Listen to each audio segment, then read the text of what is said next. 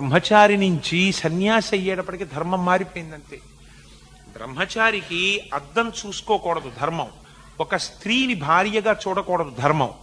గృహస్థున్నాడు అనుకోండి, భార్యని పట్టుకుని నేను బ్రహ్మచారిని, ఘోటక బ్రహ్మచారిని, నీకు నాకు సంబంధం లేదంటే అధర్మం. వాడు భార్యని భార్యగా చూడాలి ధర్మం. ఒక సన్యాసి ఒక ఆడావిడిని చూసి ఎంత బాగున్నారోనండి ఆవిడ అన్నాడు అనుకోండి, అధర్మం. అలా అనకూడదు, మాతా అన్నపూర్ణేశ్వరి అనాలి. సన్యాసి దగ్గరికి వస్తే మారిపోయింది ధర్మం. సన్యాసిలా ముఖం చూసి మాట్లాడకూడదు. గృహస్థు అందరి ముఖాలు చూసి మాట్లాడచ్చు, కానీ అందరి ముఖముల యందు లక్ష్మీదేవి యొక్క ముఖాన్ని చూడాలి. ఆ తల్లి పరాభట్టారిక ఇన్ని ముఖాలతో కూర్చుంది ఇవాళ. సహస్రశీర్షవదన, నా జన్మ ధన్యమైపోయింది. పుష్యమాసంలో కృష్ణపక్షంలో ఇన్ని రూపాలతో మా అమ్మ పార్వతీదేవి నాకు దర్శనమిచ్చింది అనాలి. అలా అని గృహస్థు చూడొచ్చు. సన్యాసి కాళ్ళ వంక మాత్రమే చూడాలి. గృహస్థు చేతిలో పెట్టచ్చు, ఏదైనా ఓ పండు ఆవిడ చేతిలో పెట్టచ్చు. సన్యాసి ఆవిడ ఒడిలో మాత్రమే వెయ్యాలి, ఆవిడ చేతి ఎందు పండు పెట్టకూడదు. ఎంత మారిపోతోంది చూడండి ధర్మం. ఎందుకు ధర్మం మారాలి? తను ఉన్న ప్రయోజనాన్ని నిలబెట్టాలి. ఏకాదశి నాడు ఉపవాసం ధర్మం, ద్వాదశి నాడు అన్నం తినడం ధర్మం. మారిపోయిందా లేదా? ఏకాదశికి ద్వాదశికి ధర్మం. ధర్మం అస్తమానం మారుతుంది, సత్యం ఎప్పుడూ మారదు, అలాగే ఉంటుంది. సత్యం అంటే బ్రహ్మము, బ్రహ్మమును తెలుసుకోవాలి. మారనిది సత్యం, మారేది ధర్మం. మారని సత్యాన్ని పట్టుకుని మారే ధర్మం తిరుగుతుంటుంది. ఇరుసు తిరగదు, చక్రం తిరుగుతుంది. తిరగని ఇరుసుని పట్టుకుని తిరిగే చక్రంతో బండి నడుస్తుంది. సత్యధర్మములను కలుపుకొని నువ్వు జీవితాన్ని పండించుకోవాలి, ఈశ్వరుణ్ణి చేరుకోవాలి. అందుకని నీకు ఈ శకటం వచ్చింది. కాబట్టి గురువుల్ని పట్టుకుని నువ్వు వాళ్ళకి ఐశ్వర్యాలు ఇస్తాననకూడదు. నువ్వేమనాలి? శుశ్రూష. గురువు కనపడితే ఏం చెయ్యాలి అని అడిగింది శాస్త్రం. అయ్యా గురువుగారు మీకు విసర్నా, గురువుగారు మీకు పాద సంవాహనం చెయ్యనా, మీ పాదములు పట్టనా అండి? అయ్యా గురువుగారు, అందుకే ప్రపంచంలో అన్నింటికన్నా ప్రమాదకరమైన శకునమేది అని అడిగారు. ఒంటి బ్రాహ్మణుడు ఎదురు రావడం అన్నారు. ఒంటి బ్రాహ్మణుడు ఎదురు రావడం అంటే నాలాంటి వాడు ఎదురొస్తే కాదు. ఒంటి బ్రాహ్మణుడు అంటే ఎవరో తెలుసా అండి? చంద్రశేఖర పరమాచార్య స్వామి లాంటి బ్రహ్మవేత్త. అటువంటి బ్రహ్మజ్ఞాని ఒక్కరే వెళ్ళిపోతున్నారు అనుకోండి, పక్కన ఒక శిష్యుడు కూడా లేడనుకోండి, ఆయన దండక మండలాలు, ఆయన కూర్చునేటటువంటి కృష్ణాజనం ఆయన చంకలోనే పెట్టుకుని నడిచి వెళ్ళిపోతున్నారనుకోండి, అటువంటి మహాపురుషుణ్ణి సేవించేటటువంటి శిష్యులు లుప్తమైపోయిన సమాజము. అంటే సమాజము పతనమైపోయిందని గుర్తు.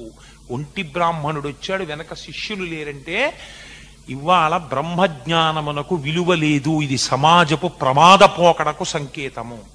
అందుకే గురువు స్నానానికి వెడితే గురువు వెనకాతల జలపాత్రని శిష్యుడు పట్టుకుని వెడతాడు. గురువు స్నానం చేసి ఒడ్డుకొస్తే గురువు గారు విడిచిపెట్టిన బట్ట శిష్యుడు పిండుతాడు. అంతే తప్ప గురువుగారు మీరు కారులో వెళ్ళిపోండి నదీ స్నానానికి అనకూడదు. ఎందుకు అనకూడదు?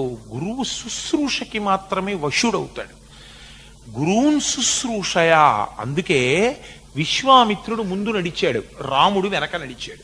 అప్పటి వరకు రాముడు ఎప్పుడు అంత దూరం నడవలేదు. ఎక్కడికెడుతున్నాం గురువుగారు, మోకాళ్ళు పీకేస్తున్నాయని అడగలేదు రాముడు. విశ్వామిత్రుడు వెళ్ళాడు వెళ్ళాడు వెళ్ళాడు వెళ్ళాడు వెళ్ళాడు, ఎక్కడో ఆగాడు, తను ఆగాడు. కూర్చున్నాడు. పడుకో అంటే, అయ్యి బాబాయ్ మాకు అలవాటు లేదండి, మాకు డబల్ కాట్లు అవి ఉంటాయి, రాత్రి వీణానాదం చేస్తారు, పొద్దున్న చక్కగా కస్తూరి వెలిగిస్తారు, అలా పడుకుంటాం తప్ప ఇదేం దిక్కుమాల కూడా, మీకంటే అలవాటు ఆశ్రమాల్లో పడుకోవడం, మాకు ఇలా అలవాట్లేదు, నేను ఎలా పడుకుంటానండి, నాకు నిద్ర పట్టదో అనలేదు రాముడు. గురువు గారు పడుకోమన్నారు, రోజు కన్నా గాఢ నిద్రపోయాడు. అంటే గురువాజ్ఞని ఔదల దాల్చాడు. పొద్దున్న ఎవరు లేపారు? కౌసల్యా సుప్రజా రామ పూర్వా సంధ్యా ప్రవర్తతే ఉత్తిష్ట నరశార్తూలా కర్తవ్యం దైవమాంత్మికం. పిల్లల్ని లేపడం ఎలాగో రామాయణం నేర్పిందండి. పిల్లల్ని నిద్ర లేపేటప్పుడు కసురుకుంటూ తిట్టుకుంటూ, ఏడైపోయింది నీ మొహం ఇట్స దున్నపోతలో పడుకుంటామని లేపకూడదు. పిల్లల్ని అందుకే మహానుభావుడు పురుషోత్తమదాసు స్వామీజీ అని ఆయన లెటర్ టు ది స్టూడెంట్ అని చెప్పి ఇండియన్ స్టూడెంట్స్కి ఒక బహిరంగ లేఖ రాశాడు. మీ టైం టేబుల్ని మీరు డ్రాఫ్ట్ చేసుకోండి. నేను ఇప్పుడే ఆదిత్య కాలేజీలో ప్రసంగం చేసి వస్తూ ఈ మాటలు చెప్పాను. Work for 17 hours, go into slumbers for 7 hours. You also enjoy the studies, you also enjoy the sleep అన్నాడు. 17 గంటలు శ్రమించడంలో ఆనందాన్ని అనుభవించు. పుస్తకాల్ని చదవడం బోర్డంగా ఫీల్ కాకు, స్టూడెంట్గా చదవడంలో సంతోషపడిపో. 7 గంటల నిద్రకు ఉపక్రమించే ముందు నా చేత 17 గంటలు చదివించి ఆనందాన్ని అనుభవింపచేసిన ఈశ్వర నమస్కారం అని పడుకో. లేస్తూ ఈశ్వరుడి వంక చూసి నిద్రాణమై బ్రద్దలైపోయిన భూమిల జడత్వంతో నేను ఉండకూడదు, నిత్య చైతన్యంతో కదిలిపోయేటటువంటి నదీ ప్రవాహంలా నన్నుంచు అని ఉత్సాహానికి ఈశ్వరుణ్ణి ప్రార్థించి నిద్రలే.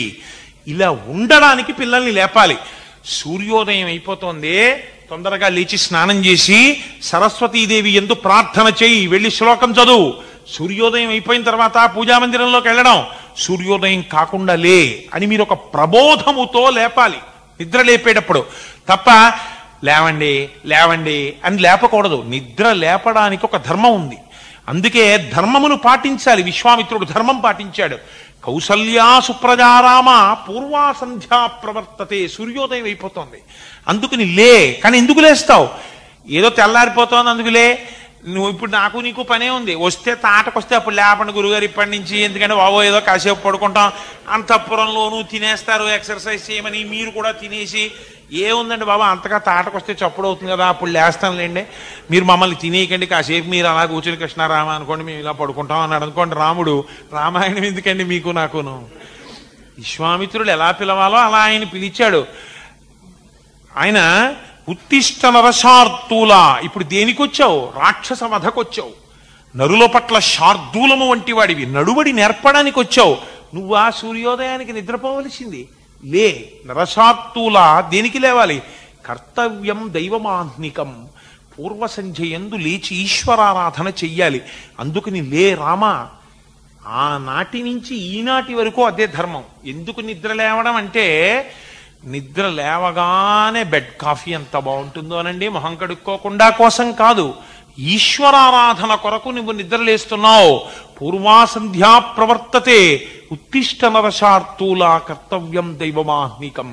రామాయణం ధర్మం. ఆ రాముడు ఏం చేశాడు? విశ్వామిత్రుడికి మాట చేత శుశ్రూష, కాళ్ళు పట్టాడు, విసినికర్రలతో విసిరాడు. గురువున్ శుశ్రూషయా, శుశ్రూష చేసి గురువుని గెలిచాడు. ధనుషాయుధి శాస్త్రవాన్. ఇది ధర్మం అంటే. గురువు గారికి శుశ్రూష చేశాడు, దీనులకు దానం చేశాడు, లోకమునందు సత్యమును చూశాడు. శత్రువునందు సత్యమును చూడలేదు. శత్రువు కూడా నామరూపాత్మకమైన బంగారము వంటి వాడే. అందుకని అతన్ని చంపడం ఏమిటి? తప్పు కదా. భూతబలైపోట్లా, భూతములను చంపడం నేరం కదా అని వదిలిపెట్టలేదు. విశ్వామిత్రుడు తాటకని చంపేయి అన్నాడంతే. ధనుషాయుధి శాస్త్రవాన్. ఎవరు శత్రువులు? తనకు అపకారము చేసిన వాడు శత్రువు కాడు. మీరు బాగా జ్ఞాపకం పెట్టుకోవాలి. రామావతారమునకున్న గొప్ప లక్షణం ఇదే. తనకి అపకారము చేసిన వాడు శత్రువు అయితే వాలి రామునకు అపకారము చేయలేదు. మీరు కాదని అనగలరా?